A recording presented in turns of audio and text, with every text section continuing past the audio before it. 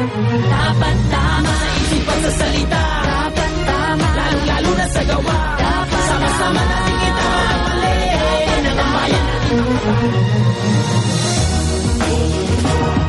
Nagsimula na siya na pong araw na kampanya para sa matumatakbo sa national posisyon. Mismong si Pangulong Noynoy Aquino ang nagproklama sa mga senatorial candidate ng Team Pinoy sa Plaza Miranda sa Maynila. Sa kanyang talumpati, nagpasa rin ang Pangulo sa mga nakikisakay lang daw sa kanyang kampanyang Tuwid na Daan. Saksi si Joseph Moro. Mismong si Pangulong Noynoy Aquino ang nagproklama sa 12 senatorial candidate ng Team Pinoy. Bukod kina Sonny Angara, Bam Aquino, Alan Peter Cayetano, Risa Ontiveros, Jambi Madrigal, Ramon Magsaysay Jr., Coco Pimentel, Antonio Trillanes IV at Cynthia Villar, sa campaign rally ng Administration Coalition sumama ang common candidates nila at ang United Nationalist Alliance sa una, na sina Chis Escudero, Loren Legarda at Grace Poe. Sa kanyang talumpati, ibinida ng Pangulo ang mga reforma ng kanyang administrasyon na ani may pagpapatuloy raw ng mga kandidato ng Team Pinoy. Sa aking mga boss, sa darating na Mayo 13, muli tayong haharap sa sangandaan. Nakaatang sa ating mga balikat kung aling landas ang tatahakin ng ating bansa. Kukunin ba natin ay ang mga tutulong para lalo pang pabilisin ang pagbabago ng ating lipunan? O ang kukunin ba natin ay ang mga pilit na hahadlangan ang pagbabagong minimithi natin?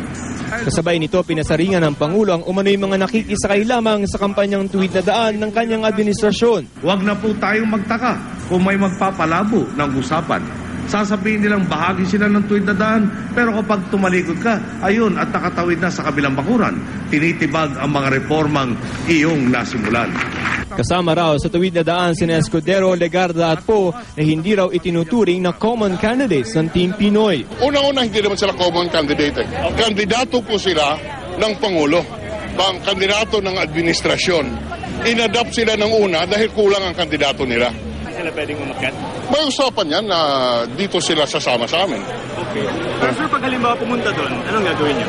Ay, sa kanila na yun. May usapan. Hindi na itinanggi ng campaign manager ng Administration Coalition na si Senator Franklin Drilon na idinidikit talaga nila ang mga kandidato sa Pangulo lalo pat mataas ang approval rating nito. Midterm election is a referendum of the President. Yung halalan sa midterm, yun talaga pang-test kung tama ba yung ginagawa ng Pangulo. Kaya naman hindi lang sa kick-off rally kundi sa halos lahat daw ng campaign sortie nila sasama ang Pangulo. The President will be in at least 16 of the 23 sorties na parating. Well, importante ang presensya ng Pangulo. Pag nandun ang Pangulo, maraming pwedeng mahila. Ikinasa ang proclamation rally sa Maynila na pangatlo sa mga lungsod sa bansa na may pinakamaraming botante na batay sa pinakahuling voters record ng COMELEC ay aabot sa halos 1 milyon. Mula rito sa Maynila, ako si Joseph Morong, ang inyong naging saksi.